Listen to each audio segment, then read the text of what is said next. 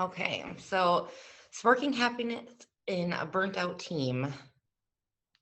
Topics of this course. So why are you here today? How do you know that your team needs help? What can you do with all the information that you get back? We'll give you some ideas and suggestions for you to help your team, and then describe what it really means to have happiness throughout the team. So, why are you here? What are you recognizing in your team that makes you feel that your change is needed? Is it felt throughout the whole team? Do you know specifically what is complicating things? Have you certain areas that are more problemsome than others? Before taking action, I feel like it's really important to find out what's missing and where you're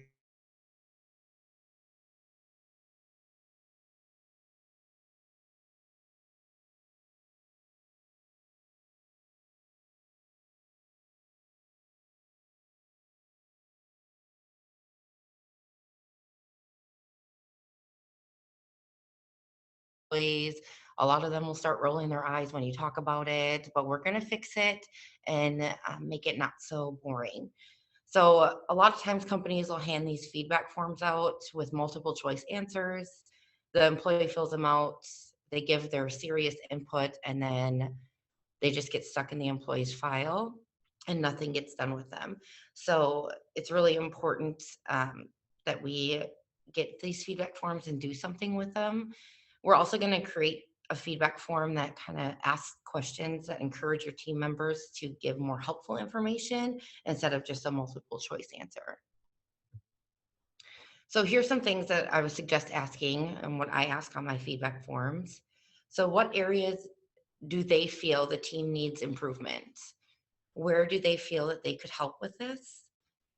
How do they feel most supported by leadership or specifically you? How would you feel um, or how would they feel that the team could be best supported? What do you expect from your team specific, or what do they expect from their leader or supervisor? And then can they give some examples of what they think might help the team? So just make this feedback form work for you. So when you hand these feedback forms out, set up like a one-on-one meeting so that you can go over them together within a few days. It's important that you don't lag over 2 weeks because then their comments aren't as fresh when you try to discuss them. So you want to make sure um, that you have that time to talk to them when it's still fresh in their minds. A meeting with them gives them a chance to elaborate their concerns and their feelings. And then it also gives you a chance to ask their questions or ask questions about their answers, really create an open dialogue. This meeting will also help inspire confidence that you're there for them, that you want to help them, and that you're there to support them. So when you're done meeting, what do you do with all this information? Once you're done, it's really great to just organize all the results and then strategize a plan on how you're going to help them or fix your team's mishaps. So sort out the most common concerns for the team, create like a summarized list of what needs to be changed. And I would start with the most common concerns and then work your way down. So some of the most common concerns I get, we'll go over those just so that I can give you help and tips on what I feel like is the most common concerns overall on most teams. So not enough communication.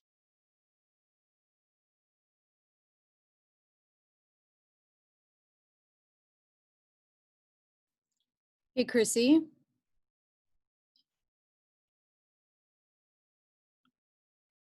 Chrissy, we lost your audio. And give you a starting point to work with. You'll get some new ideas on how to work through these concerns with your team just to create a more cohesive and overall happy environment. Hey, Chrissy, can you hear me? Yep. I'm not sure what's happening with your internet, but you're freezing a lot, and then sometimes we're losing your audio. Okay. I can try to connect. Give me a minute. Okay. I'll try to connect to a different. Okay, that'd be awesome. Thank you. Mm-hmm.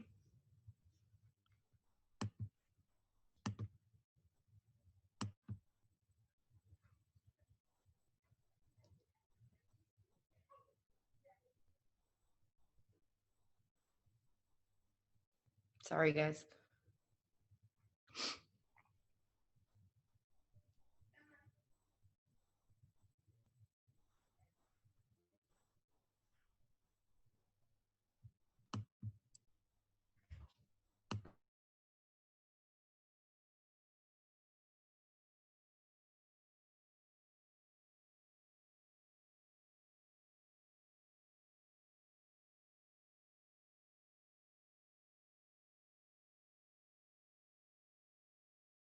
How can we effectively communicate to our team members? What have you asked them how they, or have you ever asked them how they prefer communications? There's different things that need to be communicated, and maybe they'd like to hear about these things in different ways.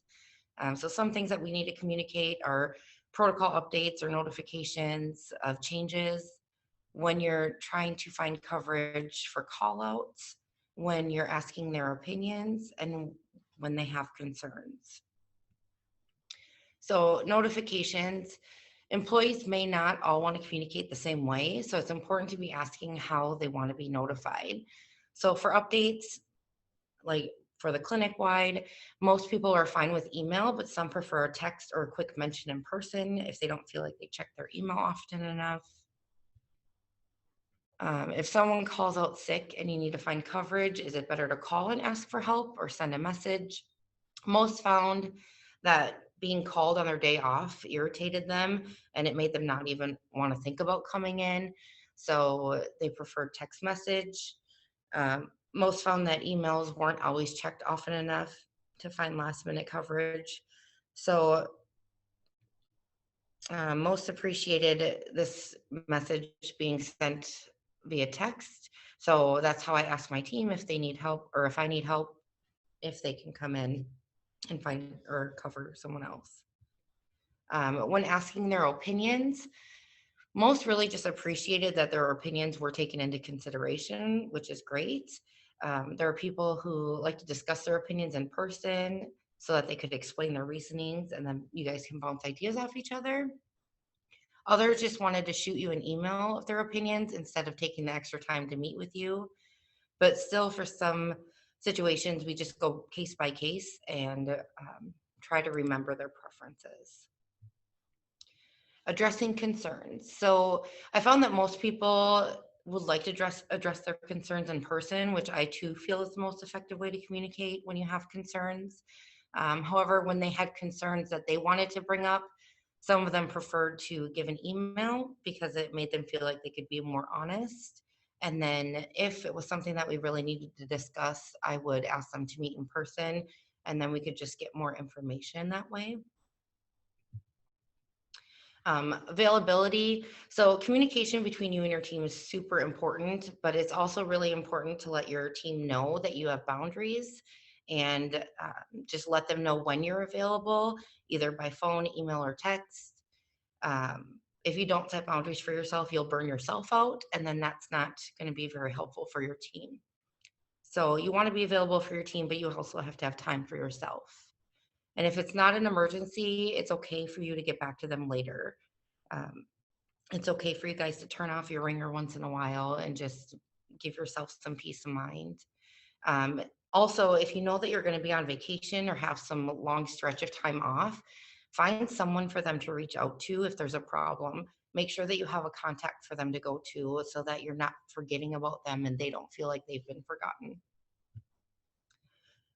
So team members are disconnected from each other. So what is it that's causing this team to be unable to communicate effectively with each other?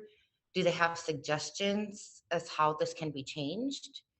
You can consider some team building exercises that give you time to help them find that way to communicate with each other. And not everyone's going to want to be involved in every activity. So it's important to do a variety of things so that your team has a little bit of fun together while they get to know each other more. So here comes some fun things. I like to approach these exercises in a way that the team can have fun while connecting with each other. Over the next couple slides, I'll go through some of my favorite exercises, and I've tweaked them in a way so that we can do them while we're working our shift instead of having to get people off their scheduled time and getting them to connect, because sometimes that is hard enough on its own. So Veterinary ER Bingo, this is pretty basic and easy. Bingo can help your team communicate with each other. I found that people like to start talking about what's on their list, what they still need to get a bingo. I found team members can kind of help each other out so that everybody gets a bingo. It's not too in depth. You don't have to explain the rules. Everybody knows what bingo is. And you just have a little bit of fun while you work. They can just keep these little sheets in their pocket and check them off as they go along through their shift. I do use a website called myfreebingocards.com. You can type in whatever items you want, and then they'll randomize them on their bingo card. They'll give you a link and you can print these cards. You can send them electronically. Just a little variety that way. Whose bucket list is this? So this is a new one that I'm trying out with my team. We have a lot of new team members, and I feel like this would be a great way for them to get to know each other. So every team member will give me a list of 5 items on their bucket list, and they can be professional or personal or both, but it does have to be something they'd be willing to share with the whole team. They place these in a closed envelope, and then they give them to me. And then the beginning of the week, I'll list off 1 item per day, or I'll do all items in the beginning of the week. And then you can send via email, text, or put them on a break room bulletin board, just the entire list of 5. And then each person at the end of the week will give me their guess as to whose list it is. And then on Saturday, I'll post the correct answer. The winner will get a small prize. Usually it's like something small that doesn't cost a lot for me out of pocket, but it's just something to be like, hey, I'm a winner. And then we just kind of repeat these until we've gone through all of the employees. If you have a smaller team, you can stretch it out to once a month or just whatever works for you and your team. Just something fun for them to get to know each other. Team member mashups. So each team member will give me 1 interesting fact about themselves, and just has to be something that they don't think the other team members would guess from them. I mix them up and use one sheet of paper. In column A, I'll put all of the interesting facts. In column B, I type the names of all the employees to choose from. And then each team member tries to connect the names to the interesting fact. They will return the sheets to me, and then I correct them, give them a prize to whoever got the most correct. Then I'll email all the correct answers out for the team. 1, they get to see who they guessed wrong, and 2, it gives them new fun facts about their teammates that maybe they didn't know. What's in the bag? I haven't tried this one, but this is something that I'm excited to do. This is for team members to work together, but also be competitive with other team members that maybe are working a different day. So I have to look through the schedule ahead of time to make sure I'm not crossing team members, so that one team member isn't playing twice, because they'll know the answers. So I'll use a cloth bag or a dark pillowcase, and I'll put like 10 random things in the bag. And then the team working that shift will do their best to figure out what's in the bag. They email me the list of what they think is in the bag, or they can set it on my desk, and then whichever team gets the most correct will get a prize. Who or what am I? So this seems to be the favorite on my team. I usually do this game every week, and it doesn't give any personal information about each other, but it does get them talking to each other and having fun and just doing something different. So I pick a category like Disney characters, fast food restaurants, board games, anything that has multiple answers that aren't too difficult for them to guess. Each team member gets labeled on their back with something from the chosen category. I usually just write it on a piece of tape and tape it to their back so that it doesn't come off and they can't see it. Then the team members have to find out who or what they are by asking other team members questions that can only be answered with yes or no. Other team members can answer yes or no, but cannot give any hints. And then by the end of the shift, they have to guess who or what they are, and then they earn a little prize. Again, it's something small, like a little treat, nothing too big. I've even found that prizes aren't really necessary with this. They just really have fun. We also play this with other departments that are working the same shift. It just kind of helps with that crossover and breaks down some of those walls. So some of these exercises help to strengthen the team. Some help create communication, and some just give them something fun to do together. Not only do I use some of these exercises to help my team communicate together, but I'll use them to connect the other departments on the shifts. So for instance, we play who or what am I between all the different departments. It just provides some positive fun to help break down those walls that are separating those different departments, especially with the front and the back. It gets them kind of communicating back and forth. So employees that don't feel their concerns are being heard.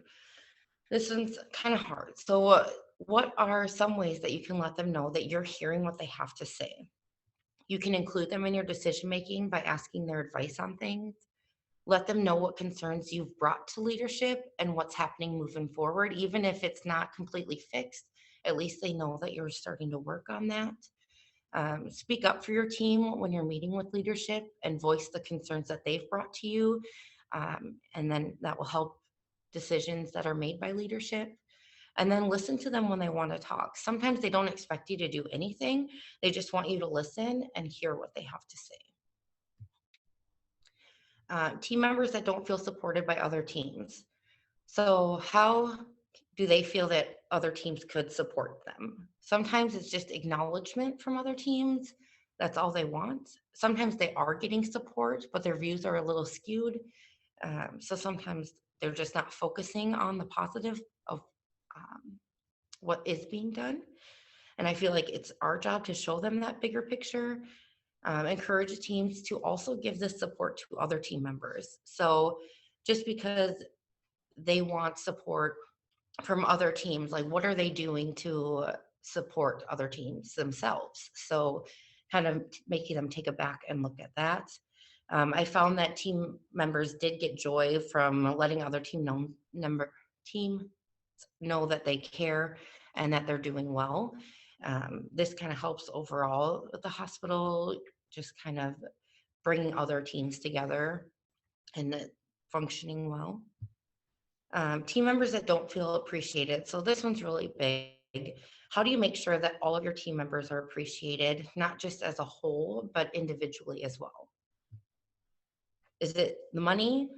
So most people think that employees will feel appreciated with more money. While more money is great, it's not always the answer.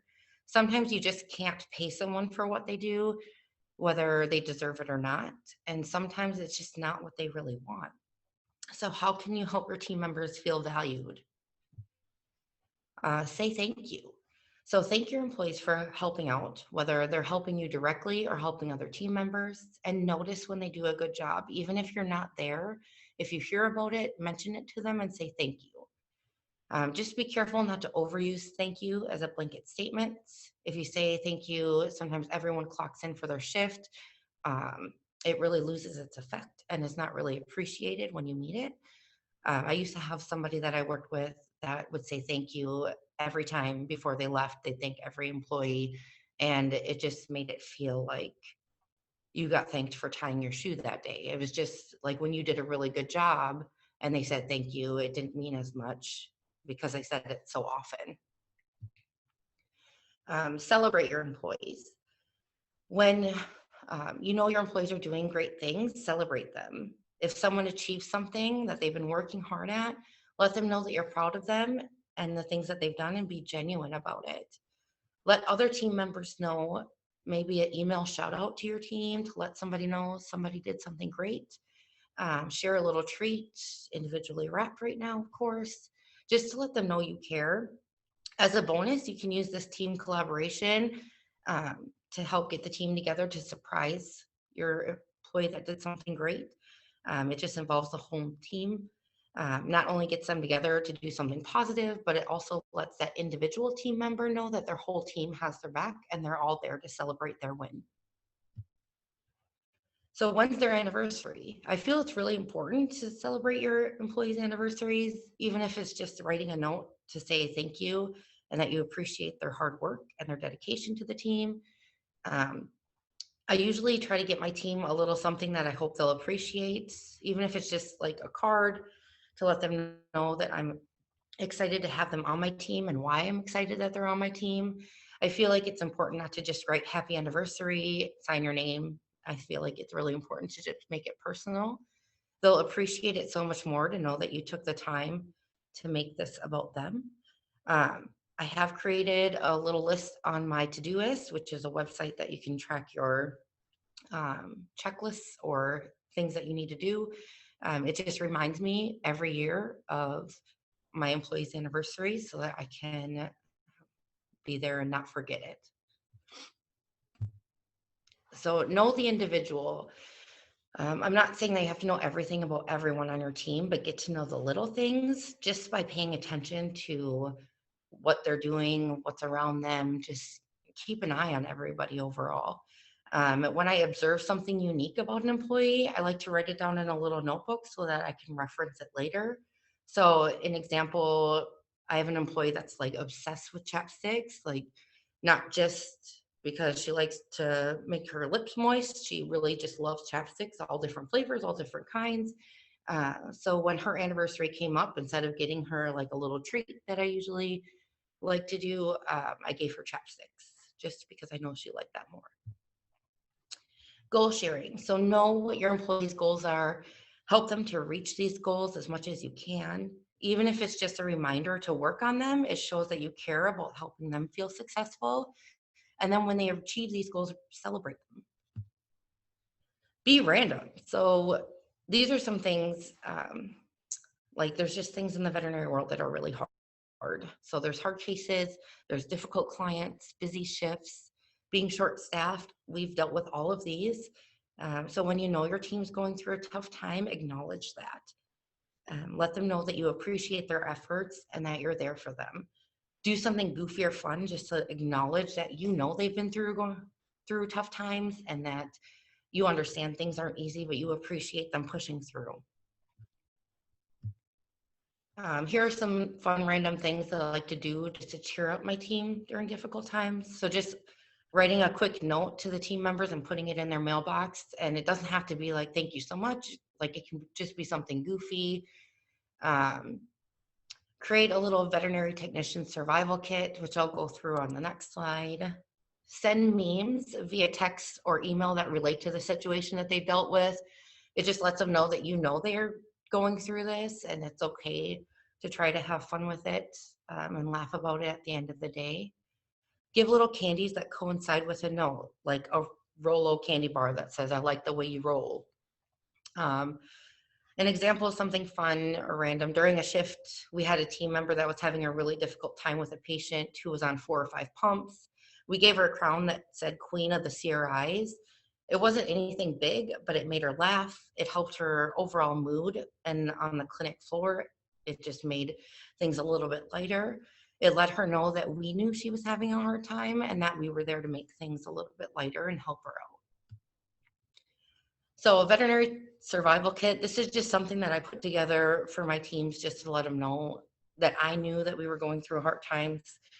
I gave them a mint for when you need a little encouragement, a lollipop so that you can lick anything, paper clip for when you need to hold it together, a happy face to keep you smiling, candy for when you're starving but can't get away, starburst for when you need a burst of energy, a Tootsie Roll to help you roll with the punches, matches to light your fire when you're feeling burnt out, 100 grand because we know they don't do it for the money, Snickers to help them keep their sense of humor, and last but not least, Lifesaver to remind you that you quite literally are a lifesaver. I passed these out to my team members and they just got a little kick out of reading all the things, but they also really appreciated that I took the time to do that for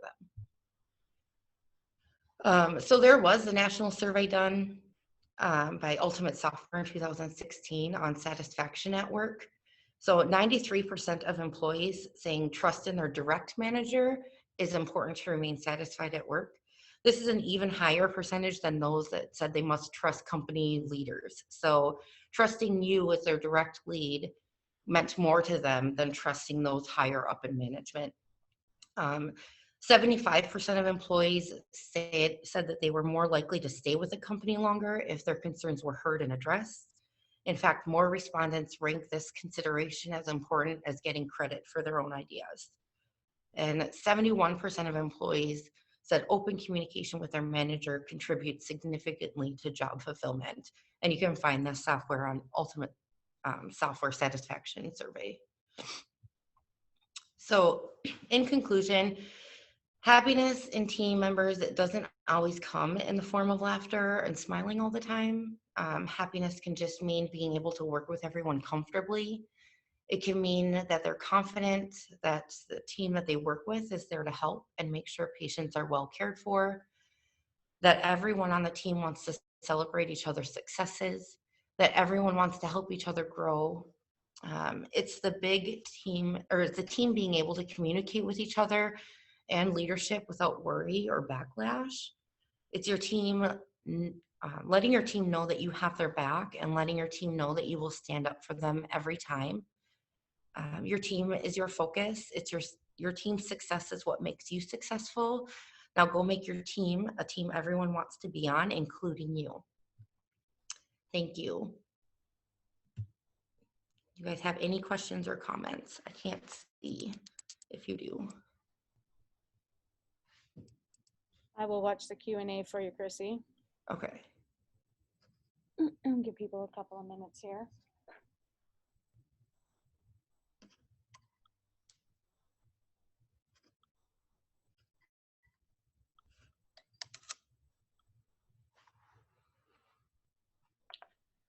Can you share, Chrissy, any unique ideas that you have for motivating people, especially during this time of COVID, when they're just really working harder than they expect to on a normal shift? I feel like it's just communicating with people and letting them know that you understand that it sucks for everybody, but they're doing a good job and keeping themselves safe is what's important. And the reason that we have to make all these new changes in our job, like wearing the masks all the time and having to gown up, and it just is there to keep everyone.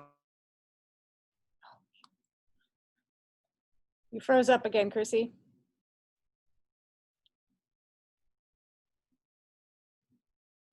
I think Chrissy's struggling with internet this morning. Oh, You froze up for a sec there. You're back. sorry. Is someone playing internet games on your end? It might be. I'm out in my garage too because I don't want to wake everybody up. Okay, got it. We have a question. What is your favorite game to play with your team? It's probably the who or what am I, because it's really easy and people laugh about it and they just have a really great time going back and forth to different team members to try to find out what they are. And then they can forget about it for a while they're busy. And then when they have a break, they'll go back to saying, oh crap, I still don't know what I am. So it's just fun because it lasts a lot longer throughout the whole shift and everybody can get on it.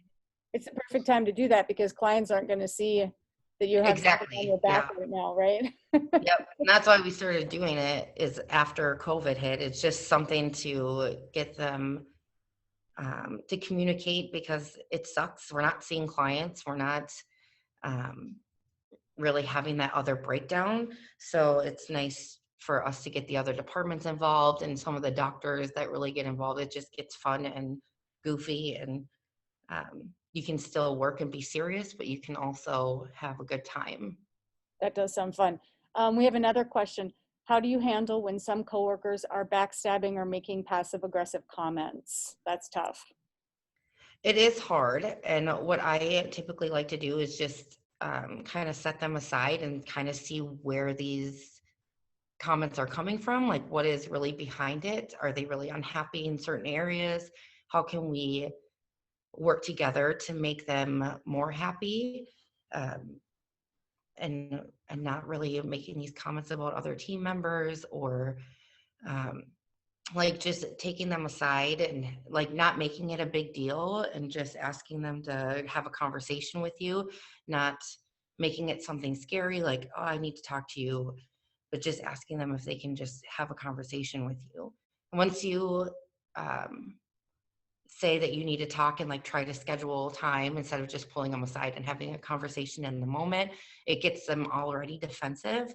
So I think that if you just kind of make these conversations happen in more natural way than trying to set up a separate meeting, it just makes it a little bit easier for them, and then they can really kind of tell you what's going on. Okay, that's awesome. What about when clients become abusive to your team members? Because I know that's something that especially a lot of primary care practices are dealing with right now, because they have these clients who are used to getting in when they want to get in, are not maybe handling things very well, and they will take it out on the team. But I really like to shut that down real quick. And if I see somebody like on the phone and they're getting verbally abused, like I will take that phone call and just, be straight honest, repeat myself 100 times if I have to, even if they ask the question a different way. You still can't come in the building. This is still our policy. And I just take it and be firm. And that lets my team member know that I'm there to take the brunt for them. And I don't know, just if I'm not there and I hear about it, I just like to let them know, like not to let it take them or affect them personally. These people are frustrated. Try to let them see the owner's point of view, even if the owner's being a jerk. Like it's still their pet, they're concerned, and you just have to look at it from all angles and try to understand the bigger picture. That's wonderful. We have another question. How do you balance enforcing rules but not making your team members drag you? And then they give an example of like a cell phone policy. I'm assuming she means, that team members can't have cell phones on their person at all Mhm. times. So what I do is I don't like make it a huge conversation. I just like, hey, your cell phone's out. Like, oh, what are you doing on your cell phone? Just let them know that I'm noticing that they're on it. And hey, you should be putting that away. And I don't feel like I get a lot of backlash when I mention it to my team members. I don't feel like they really get irritated with me when I just mention it in passing, like, hey, you got your cell phone out again. Remember we talked about that. Just something like I'm not saying you're not supposed to have your phone and not getting super stressed out about it, just making it more of a lighter conversation. Mhm. Okay. How do you encourage an employee that's really slow at learning their job and is frustrating other team members? Um, just working with them, like, try to find out if that employee is also feeling frustrated that they're not learning as much. You can try to motivate them by like celebrating when they do things really well, and then letting the other teams know that this is new maybe to them, and try to be patient because they weren't always fresh out of the gate running full speed. So just be patient and try to work with others, try to encourage them.